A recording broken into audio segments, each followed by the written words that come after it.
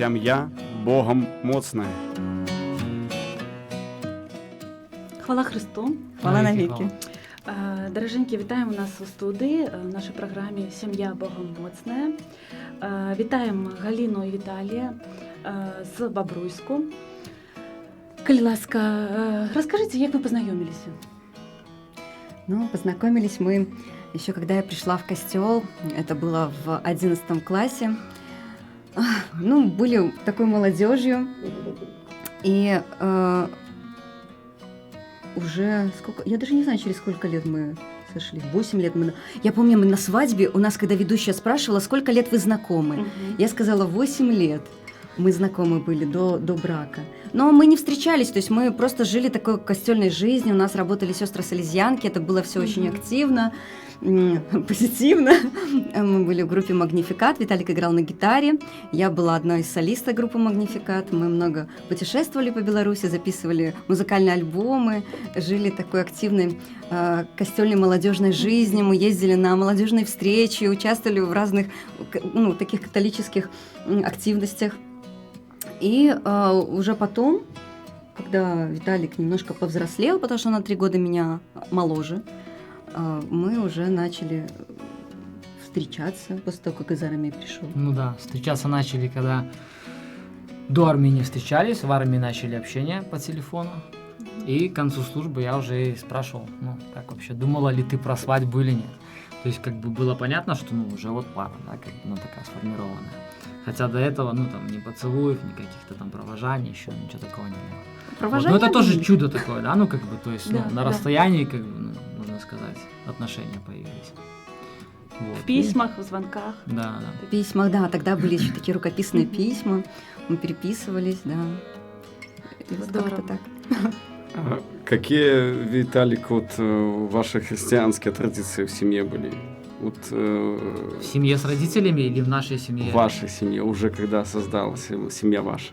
В принципе, как и у всех, то есть традиция, в костел мы ходили, да, то есть это воскресная служба, постоянно, то есть не было такого, то есть это не обсуждалось никак, то есть это нормально, то есть в воскресенье сходить в костел.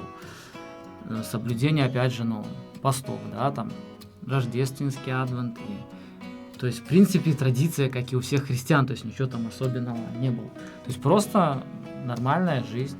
Вообще католикам сложно говорить, да, какие традиции, потому что это жизнь, да, то есть здесь нельзя сказать, что это традиция или не традиция. Если посмотреть на наш обычный, такой католический, обычный наш день в нашей семье, то всегда утро тоже начинается с молитвы за семью. Потом все расходятся по своим делам. Но у нас получается так, что утром, когда мы встаем, дети в школу идут, да? И мы собираемся за общим столом, мы молимся нашей молитвой семьи, потом молимся перед едой, а потом отправляем их в школу. Перед тем, как отправить в школу, я всегда детей благословляю, да, то есть подходит каждый ко мне, я благословляю, когда они выходят со школы, и потом в 12 часов, нам тоже стоит будильник, в 12 часов это обязательно молитва за умерших. Я говорю, как колокола у нас нет поблизости, да, какого-то костела, где звонили бы колокола, у меня звонит будильник, мы молимся за умерших. Если мы вместе, мы всей семьей молимся, если все по своим делам, а я одна дома, тогда я там, каждый на своем месте молится. Да, в 3 часа, с 3 до 4 тоже стоит будильник, то есть мы молимся коронку до Божьего милосердия. Это тоже можно сказать, что это традиция. Конечно. Но это не традиция, это наша жизнь, да, просто мы так живем, да, с 3 до 4 обязательно молимся коронку к Божьему милосердию. Вечером у нас обязательно тоже вечерняя молитва, это молитва всей семьей. То есть мы собираемся всей семьей, но традиционно сейчас мы молимся за Беларусь все вместе, молитва Яна Павла II, но традиционно раньше, когда нет постов, обычно наша молитва – это каждый молится о том, о чем он хотел бы попросить у Бога, за что хотел бы благодарить, да, и за друг друга. То есть каждый молится отдельно, то есть каждый говорит свою молитву. Как молитва верных, получается. Да, и потом общая молитва идет. И также сейчас мы молимся за Беларусь, сейчас тем более у нас уже адвент, тот месяц мы молились за умерших и за Беларусь, этот месяц уже начался адвент, то есть мы еще подключили какие-то дополнительные молитвы, но все равно, да, продолжаем молиться за Беларусь. И в самом конце этой молитвы у нас обязательно благословление. То есть изначально было так, что у нас отец всех благословлял. То есть Виталик так устраивался, всех благословлял. Но дети привнесли в это свою лепту, и они начали нас благословлять. То есть Ян говорит, я тоже хочу благословлять. Классно. И он начал также благословлять. И нам так понравилось, я говорю, и я хочу благословлять. То есть у нас друг друга каждый Точнее, друг даже друга нет, благословляет. это не я сказала. Для меня было нормально, что Виталик всех благословляет, потом дети благословляют, а потом они говорят, мама, так и ты нас благословил. Хорошо. И у нас такая карусель получается, мы друг друга благословляем, но в этом такая благодать вообще. Мы когда к этому пришли, у нас еще, кстати, перед молитвой мы вот в последнее время, давно уже, да, мы поем. И у нас было одно время, мы пели песню «Яким был этот день». Она на польском переложена у нас в Я Бобруйском. помню из молодости тоже. Да. С Яким Пилигрима. был этот день, что он нам даровал. Оно как рахунок сумления такое на вечер. Вот просто супер. И у нас даже Доминика на барабанчике так это все стучало. Там Ян просто со мной подпевал, Виталик на гитарке. Ну, было очень так прям атмосферно. Мы в такие моменты прям вот когда свет выключается, когда свечи горят, да, когда гитара, когда этот барабанчик, когда дети, когда вся семья вместе, ну это просто настолько восхитительно. У нас дети, они потом тоже говорили, что мы вот ждем этого момента, как вот в феере, да? Как, в общем, такой самый важный момент вот всего дня. И вот песня, потом это молитва, потом это благословление. Сейчас дети вот из лагеря, когда мы приехали, мы ездили как аниматоры тоже в лагерь сейчас с детьми, ну не сейчас, а в прошлом году, что сейчас уже лагеря не было. И там на вечер мы делали «Хай тебе пан Бог благословить», это делали песни, друг друга благословляли. Им так понравилось, в общем, они говорят, давайте мы сначала с Яном так, а потом тоже как-то все подключились, и у нас сейчас тоже такая традиция, мы после того, что молились, друг друга благословили, и потом еще поем песню «Хай тебе пан Бог благословить», так кружочком, и вот прям как благословление. У нас были такие моменты, что дети, они пытались как-то это в игру превратить, да, там Ян начинает у нас прикалываться, да, там на ножку наступит, где-то начинает хохотать, где-то там что-то толкаться, так вот по приколу. Но и мы так это все ставили, говорим, Ян, это же как молитва, это благословление, мы там друг друга. И вот они так настраиваются тоже. И оно получается так очень атмосферно. И оно так и недолго, но в то же время как-то так это время, проходит. Ну вот я просто с традицией благословления, нам вообще Волоховичи, семья Волоховичи, они с нами поделились, мы как бы, приняли это и прям вот, просто совет всем, да, то есть вот пошло прям, к сердцу. Да. То есть есть в этом смысл, есть в этом прям, как раз вот отец, он себя видит как отец семейства, да, то есть он дает свое благословение детям. Как бы, мы тоже перед школой благословляем, и перед сном нас дети благословляют обязательно как это, Терезочка, смешни всех, благословляют твой день и твою работу. Да. А сколько у вас деток, между прочим, так это? У нас 2 детей, у нас так идеально, девочка и мальчик, очень гармонично. У них между собой разница 3 года, и это настолько идеально, я не знаю, я вот всем говорю, что у нас Бог просто одарил идеальными детьми. У нас дети-ангелочки. Ладно. Да. Они у нас практически не вредничают. У нас, когда нас спрашивают, как вы наказываете детей, а у нас вопрос, зачем детей наказывать, они у нас даже не делают того, чтобы мы их наказали, потому что... Они сами себя, понимают, что сделал плохо, да, и сам себя потом есть понимание, что сделал плохо, надо исправлять это, да. У нас было такое, Ян, он приходит, допустим, что-то он сделал, там... И он стесняется, Доминика пришла, там, меня Ян ударил, Ян, иди сюда. И он подходит, и я вижу, что он настолько раскаялся, да, что он настолько это все переживает. И ругать не надо, да? И он плачет, мне хочется его обнять и жалеть, не то, что нам наказать. Да. И это не манипуляция, то есть это, реально он переживает, оно прям вот видно и чувствуется. Я бы еще, рассказал бы, да, само рождение детей, оно как свидетельство руки Божией, потому что мы заранее знали имена детей, то есть, была девочка, то есть мы в честь Доминики Мадзарелла, да, она как на Рождество родилась у нас, а Ян, то есть, родился на месяц раньше, мы в честь Яна Боска, да, то есть, салезианские святые. Да, то есть... Это тоже было таким провидением, чудом, то есть, прям... Ведь мы тоже с Салезианской парафией, с Боровлян, да. Вот. И мы до сих пор себя считаем салезианами. Ян Боско нам так близко к сердцу, что мы всегда молимся, когда мы в конце говорим... все время молимся. Перечисление святых еще идет всегда, как своя как бы какая-то. Ян Боско очень близок и нам, и детям нашим. Но мы когда знали, что уже будет у нас мальчик, мы хотели его назвать в честь святого Яна Боско. Он у нас уже в животике был, Ян. И он должен был родиться в марте месяце, в конце марта, родился он на именины святого Яна Боско. Это было на месяц раньше, он был недоношен, нас с этим были очень... Там все салезиане за него молились, ночью все молились, потому что, было-то сложно с рождением. Но само рождение, то, что у меня Доминика родилась на Рождество, хотя она должна была родиться на православное Рождество, она родилась ровно на католическое Рождество, прям в ночь. Я тоже тогда так после родов лежу, я рожала как Мария, 0,55 вообще, прямо с 24 на 25, это же такая вот прям благодать была. И она, Доминика наша, тоже это так воспринимает. Поэтому у нас Рождество, это у нас такой двойной праздник, потому что родилась Доминика в этот день. К нам все приходят в гости на Рождество, и все знают, что это Рождество и рождение Доминики. Но Доминика, она такой тоже Божий ребенок очень. Она в этом году принимала Все Божьи дети. первую коммунию, и она так все воспринимает так очень глубоко. Она вообще нам говорит, я в монастырь пойду, мы посмотрим, как это будет, конечно.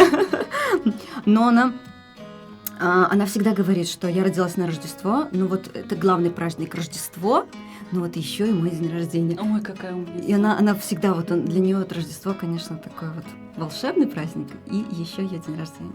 Здорово. Поделитесь, может, еще какие традиции такие особенные перед Рождеством или в это время Адвента, как вы готовитесь немножко к Рождеству? Я, может, так, пока вы думаете ответ, немножко поделюсь нашим такой традицией небольшой. Мы детям делаем адвент-календарь, такое задание на каждый день. Такой детский календарь, я составляю сама эти вопросики, там какие-то игрушечки, сюрпризы.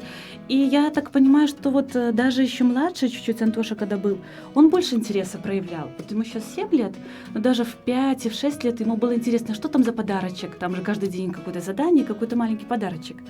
И теперь он уже так только открывает эти окошки, задания читает. Угу, ладно, это сегодня пускай Ангелина сделает. Там сегодня у нас задание было потанцевать, какую-то включить колядную песню и потанцевать под нее. Но мы еще думаем, до вечера еще выполним, думаю. Но такая традиция. И самое интересное, что перед Рождеством уже на катехезе сестра сказала детям, дети, что там у нас приближается. Они сидят, не знают, что ответить, 6-7 лет.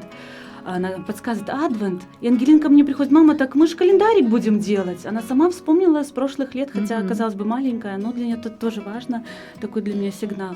И папа подключается, в основном нас снабжает этими подарочками и своим активным участием. Именно что станцевать, хорошо, сейчас включу песню, станцуем. Но мне кажется, календарик, что-то такое, здесь очень важно тоже участие взрослых в том плане, что, мать должна направлять, например, там танцевать, о, класс, так мы сегодня танцевать, то есть это надо, организовать. И я допустим, по себе знаю, что допустим, то, что мне интересно, я понимаю, пойдет и детям, если я, допустим, сама буду такая захваченная в этом всем внутри, они тоже это воспримут. Но если мне это будет, допустим, там, дети, вы там сходите, календарик откройте, там что-то там, какое-то задание вам, сделайте его, тогда, не будет такого интереса. Я не знаю, может быть, есть, конечно, дети такие активные, которым прям, все равно, они там сами себе самодостаточные, там пойдут делать. Но мои дети, я знаю точно, как мама их повернет, так они будут. Мы иногда делаем тоже там дискотеки, но их хватает на 5 минут. Но если я, допустим, тоже такая, дискотека, сейчас мы будем танцевать, мама танцует, и они будут танцевать, они будут кайфовать от этого. То есть, мне кажется, тоже все равно дети, может, их, когда их там 7 детей, так, может быть, они там друг за дружкой еще там смотрят, а когда, как у нас 2, все равно их надо постоянно направлять. Поэтому я, допустим, не заморачиваемся мы это сильно, но они у нас уже постарше, то есть у нас Доминики 10, уже будет 11, 25 декабря, Ян 7, будет 8, то есть они такие уже, в принципе, взрослые, и они уже знают, что Адвент – это постановы, что нужно брать постановы, у нас Доминика в этот раз взяла постанову отказаться от телефона. все будние дни, только на Серьезная выходных. задача. Очень. Ну да, и я прям говорю, Доминика, ты точно справишься? Она такая, да, точно, потому что они после школы, у них час, в будний день час телефона каждый день у них есть. И она вот от этого часа, она прям так героически отказалась. Ну, посмотрим, конечно, как она справится. Она пыталась, конечно, и на Пасху, но как бы пока держится, вообще молодец в этом плане. Но я вот смотрю тоже, вот у нас этот год, вот у нее первая коммуния, у Виталика сестра доминиканка, у нее в этом году тоже были вечные обеты. Я говорю, вот этот 2020, он для нашей семьи тоже такой вот фундаментальный год, я считаю. Духовно такой сильный. Да, да. И оно прям вот очень чувствуется. Вот ее это первая коммуния, она так относится к этому, вот это первой исповеди, да, она каждую исповедь. Так, это же мне надо посповедаться, это же я коммунию тогда не смогу принять. Я такая, так, Доминика, мы с тобой вместе споведались, значит, вместе сейчас пойдем споведаться. Тоже получается, вот она у нас такая. Я сейчас смотрю, когда Доминика споведается, тогда и... У нас, кстати, есть еще одна традиция, мы когда в воскресенье со службы едем, Да. папа не всегда помнит, что там в Евангелии было. Зато Доминика, она вот, я говорю, Доминика, что там было? Ну, как бы, расскажи-ка. Точно, это что то. Она, Да. и она как бы, то есть она вот про Евангелие, Она точно выдает сразу, Да. она помнит. То есть, Вот если мне еще подумать надо. Виталий там, говорит, да, что там потому в Евангелии было? Я, так что ж там в Евангелии было? Ну, я ж помню, я ж, Хотя так вот с всё костела едем, да, как Да. бы вот. А она Да. сразу выдает. То есть вот как будто бы она вот прям только что об этом думала. И сразу, да, точно. И она молодец. Вот она, что касается Евангелия, она всегда внимательно слышит, она на протяжении дня это помнит. И вот прям Есть чему учиться у детей, кстати, Умничка. тоже, да. Да. есть. Вот у Яна, он еще не созрел. Я ему, допустим, говорю, Ян, слушай, тебе уже 7 лет. Ты уже можешь, наверное, идти администрантом, да, попробовать быть кандидатом. Он такой, нет, я не хочу. Я думаю, в принципе, я просто глядя на своих подружек, у которых дети уже министранты, да, я вижу, как они настраивают их, да, то есть если бы я там что-то расписывала, наверное, он бы уже и пошел министрантом. Но я понимаю, что пусть он сам к этому придет, Да. да, вот сам созреет, вот он как бы, я думаю, что придет. Но пока его вообще это не интересует, вот как бы. Ну, все знают, что Адвент...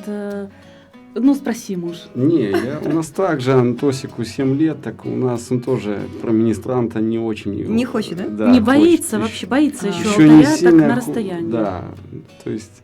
На благословление спокойно подходит, но министранты несколько раз мы тоже спрашивали. Вот твой друг соседнего подъезда, пожалуйста, вместе будете рядышком и там стоять. Не страшно, ему что не страшно, и тебе нет, мама, еще не время.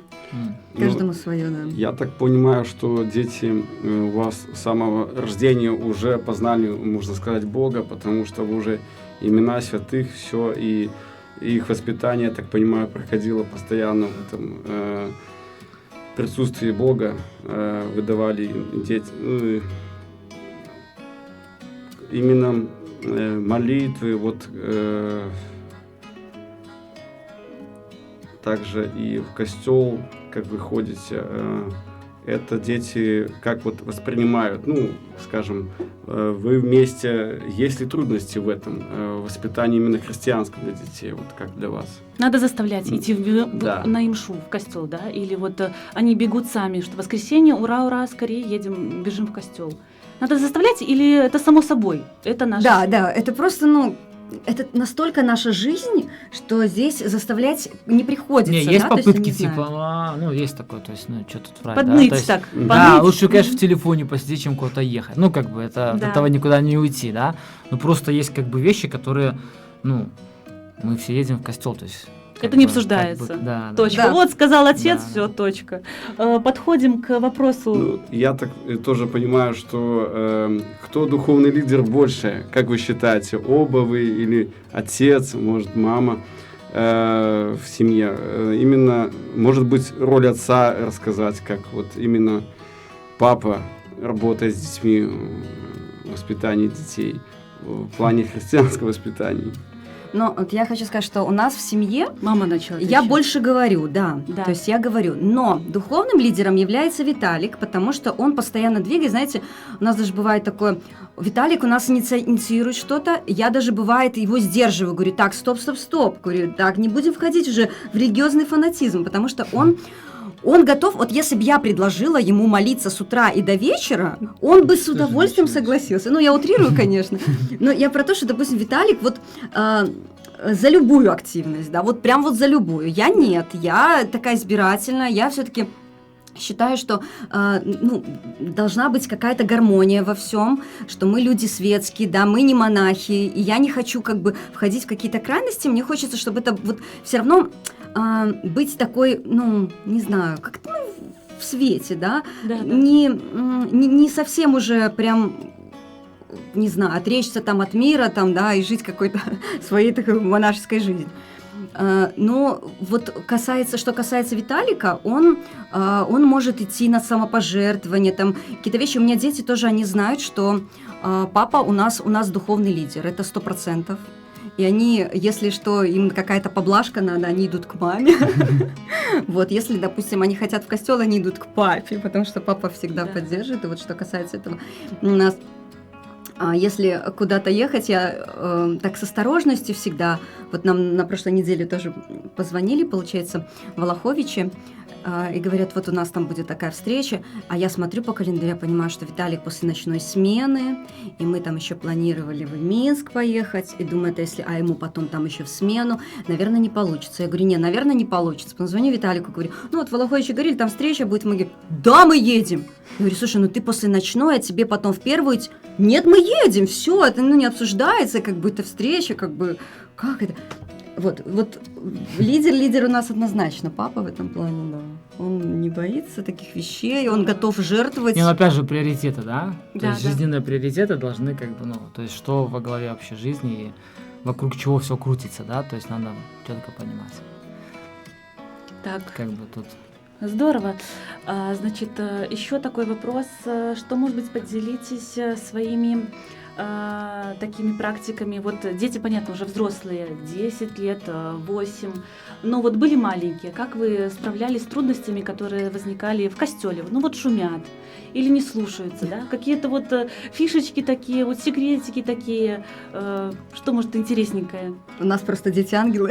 Они почти не шумели, да. У нас просто все удивлялись. Говорят, почему же дети так тихо себя ведут в костеле? Бывали какие-то такие моменты, вот прям вообще не глобально, что-то прям вот мелкое. Бывало так, что мы брали какую-то игрушку, но Виталик вот нам не разрешал брать игрушки, но я все равно там втихаря какую-нибудь мелочь брала такую, чтобы она не шумная, мягенькая, чтобы что-то было такое поиграть. Но не глобально. И в какой-то момент у нас была такая беседа с Виталиком, я вообще перестала игрушки брать. И, в принципе, ребенок, там, вот Ян был маленький, он там с пуговичкой мог играться, там, если ему прям совсем было скучно. Но, по сути, они могли просидеть. Вот они просидят, там, походит он вокруг. Но не было такого, чтобы он кричал. Я иногда смотрела на своих, подружек, которых такого же возраста дети, и с ними было очень тяжело. Виталика родная сестра, у нее 3 мальчиков. И они прям активные, я вижу, она каждую секундочку вот в них... А у нас были такие дети, что мы, в принципе, присутствовали на службе полноценно. Да. Бывал такой возраст, там, допустим, не знаю, весна, там они такие, бегать им хотелось, что мы на проповедь выходили из костела. Бывали такие моменты, но это было только на проповедь, и то это было не всегда, да, там, если прям вот им необходимо. Нет такое, что, допустим, так, проповедь, значит, надо выйти, все, там, неважно, там, как он себя ведет, просто пусть он выйдет, там, выбегается, ему спокойно будет. Нет, как бы по максимуму видим, что как бы нормально себя чувствует, сможет выдержать службу, и как бы находились. Я не скажу, что у нас очень длинные службы. Не было проблемы. То есть, да, вот особо... у нас... То есть даже если кричит, просто вышел, как бы, то есть успокоился, особо пришел, не сталкивались. Все нормально. У нас дети с самого рождения в костеле. То есть у нас когда спрашивают, а вот во сколько там лет, у нас нет такого вопроса. То есть мы идем, и они идут. А было так, что Доминика родилась 25 декабря, и как раз были очень сильные морозы, прям вообще очень сильные морозы, и мы не ходили с ней в костел. То есть, наверное, до весны, вот она прям младенцем была, мы просили мою маму, она приезжала, как бы вот она на это время, на эти вот 2 часа смотрела. Но потом, так как я кормила грудью, мне даже и удобнее было, когда мне спокойнее было, вот когда ребенок со мной, мне прям было комфортно, спокойно, поэтому у нас была возможность, чтобы родители смотрели, но мы никогда родителей не обременяли этим, то есть мы всегда с собой их брали, и у меня даже было такое, что когда вот я уже была беременна Яном, и я понимала, что мне нужно будет ехать в роддом, а я со своим ребенком, с Доминикой, и мы не расставались даже на сутки, никогда такого не было вообще, чтобы мы расставались. И у меня была проблема, я даже ходила к психологу и разговаривала об этом, говорю, знаете, может быть, даже не у нее проблема, хотя у меня проблема была я пришла с такой проблемой, как она переживет вот этих, сколько там, 3 суток в роддоме, если буду, или я даже больше буду, да, вот как она переживет. И мне психолог говорит, понимаете, говорит, что тут проблема не у нее, а у вас, то есть вы отпустить ее не можете, вам нужно ее отпустить. Я не могла, потому что 3 года это было единое целое, то есть мы были вообще таким единым целым. Но в момент Ян родился, то есть это было сколько там, месяц, то есть это была реанимация, потом это было долго очень в больнице лежали. Действительно, долго меня не было, да, она какое-то время была с Виталиком, какое-то время она была у мамы. И у нее тоже на нервной почве, у Доминики начался, у нее там как температура, отравление, вот это все, и мы приехали, и я звоню, что вот уже все, нас выписывают из больницы, мама говорит, я тебе не говорила, у нас просто здесь такое отравление, и как бы ей очень плохо. Я говорю, я ее все равно заберу. Он говорит, как бы ты ослаб, может у нее, может это как-то инфекционно. Я говорю, мне все равно, я заберу своего ребенка. И мы ее забираем домой, и ей становится прекрасно. То есть я понимаю, что это на нервной почве у нее было. Все-таки вот эта связь, было тяжело. Да. Тяжело, потому что мы не расставались. И с Яном тоже, то есть для нас вот дети, это наша вот часть. То есть нам расстаться с ними очень сложно. Но сейчас уже прошло вот это время, не знаю, со скольки лет, и даже вот, наверное, Яну было 3 года, то есть Доминике уже было 6 лет, и вот уже в этот момент прошел, то есть все, мы спокойно их оставляем у родителей, у нас даже моменты такие, нам очень хорошо в этом плане, то есть мы можем ехать, например, на какую-то там врозь на реколлекции, там на 3 суток, мы можем даже маме ни разу не позвонить, не узнать, как наши дети, потому что у нас настолько доверие к родителям, мы знаем, что детям нашим с родителями лучше даже, чем с нами. Они их балуют, они там пылинки с них сдувают, им не надо там не убирать за собой там ничего, да, все там контроль идет полный, и поэтому мы даже вот в этом плане у нас проблем нет, да, что по работе, что по каким-то таких активностям нашим католическим, у нас нет вопросов. Если кто-то нам звонит, мы даже родителей иногда не спрашиваем. Я там звоню, мам, я же забыла тебе сказать, мы же на выходные едем, у вас там никаких планов не было. Мама говорит, даже и были, мы как бы детей с собой возьмем, мы там поменяем планы, не вопрос, как бы.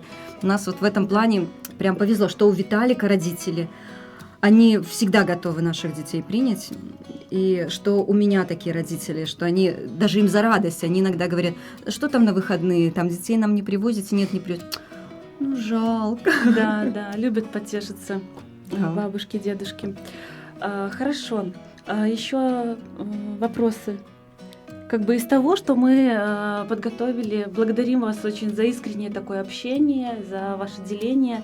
Может быть, еще вот вспомнила, дети такого возраста 10-11, да, уже все-таки приближается такой подростковый, да, немножко. Как вы чувствуете вот какие-то трудности, может быть, ведь есть такая распространенная мысль, что в подростковом возрасте, наоборот, убегают все с костела, да, что дети хотят показать что-то себя, свои качества, что я там не обязан, или какой-то, может быть, кризис веры.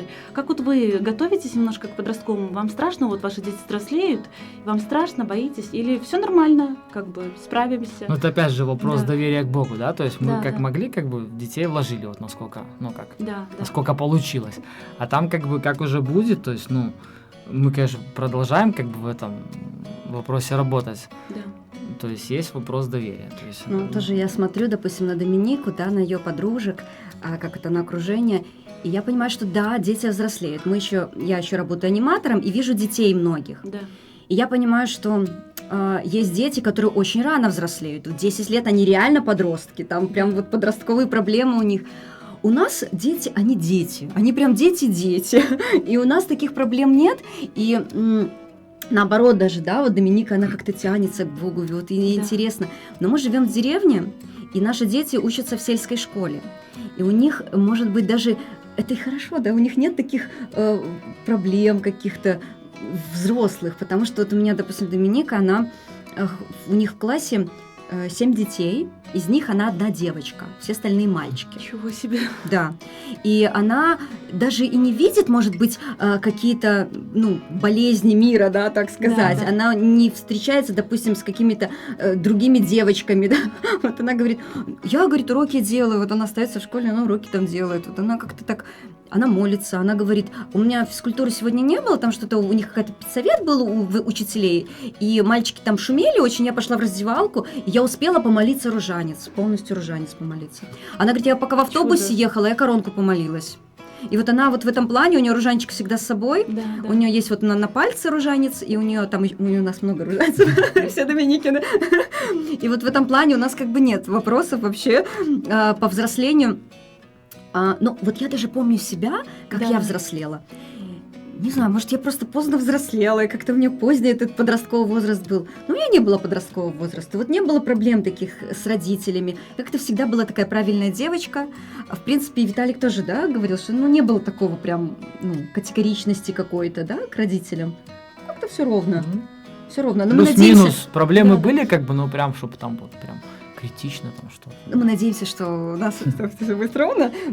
Я очень люблю подростков. Я вот работаю просто аниматором, когда сталкиваюсь именно с подростками, вот с этим возрастом сложным, когда они отказываются, да, там, принимать что-то детское, да, они не хотят уже, чтобы их воспринимали как детей.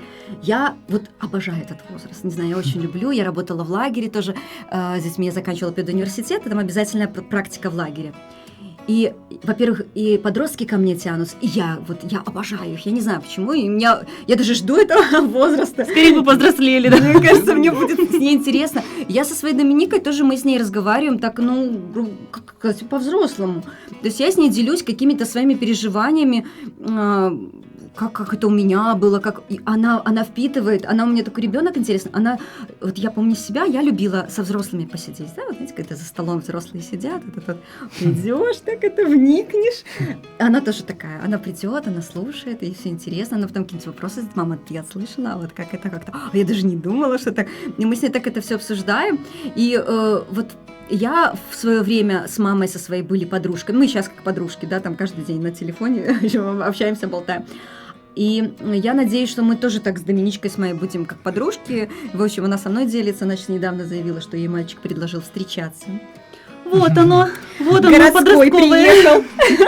Да, вот, и она такая в шоке, говорит, я не ожидала вообще, что мне сказать. У нас такой был семейный совет, что же сказать мальчику. Ты зачем секрет выдала? Это секрет, да. Секрет. Нет, она сказала, что она еще молодая, в общем. Мы просто посидели, так пообщались.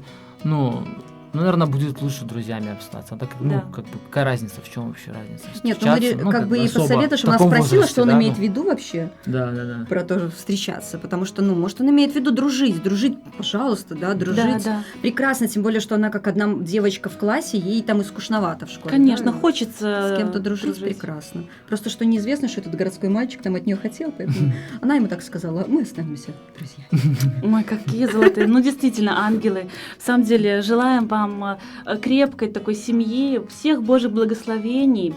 Большое спасибо, что пришли в студию, что там не побоялись, не постеснялись, поделились секретиками, поделились своим опытом. И всего вам, всего хорошего. Спасибо. Спасибо вам. Спасибо большое. Сям'я Богом моцная.